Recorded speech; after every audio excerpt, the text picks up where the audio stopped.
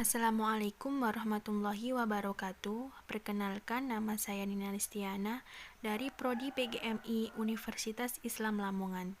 Di sini saya akan menjelaskan sedikit tentang prinsip-prinsip pengembangan kurikulum pada mata kuliah pengembangan kurikulum. Dalam pengembangan kurikulum ada dua prinsip. Yang pertama, prinsip-prinsip umum. Prinsip-prinsip umum dalam pengembangan kurikulum. 1. Prinsip relevansi. Secara umum, istilah relevansi diartikan sebagai kesesuaian atau keserasian pendidikan dengan tuntutan kehidupan masyarakat. Yang kedua, prinsip fleksibilitas. Fleksibilitas ini artinya lentur atau tidak kaku dalam memberikan kebebasan bertindak.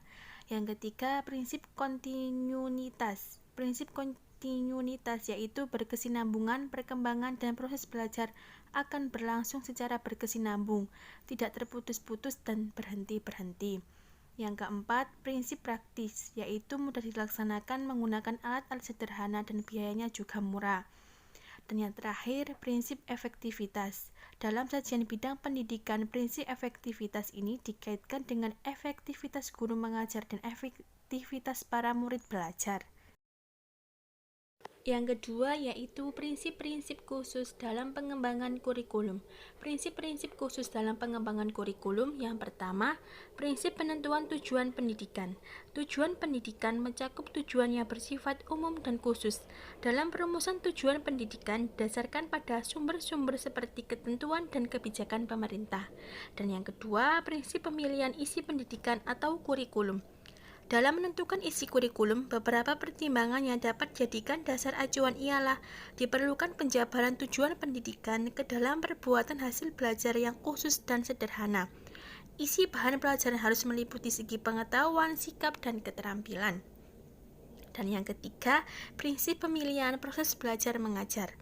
Dalam proses belajar mengajar, hendaknya memperhatikan hal-hal berikut ini: kecocokan metode atau teknik belajar mengajar untuk mengajarkan bahasa pelajaran, variasi metode atau teknik dalam proses belajar mengajar terhadap perbedaan individu siswa.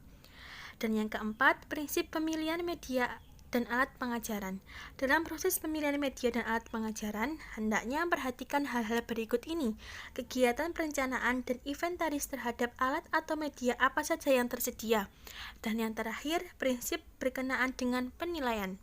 Penilaian merupakan proses akhir dalam kegiatan belajar mengajar.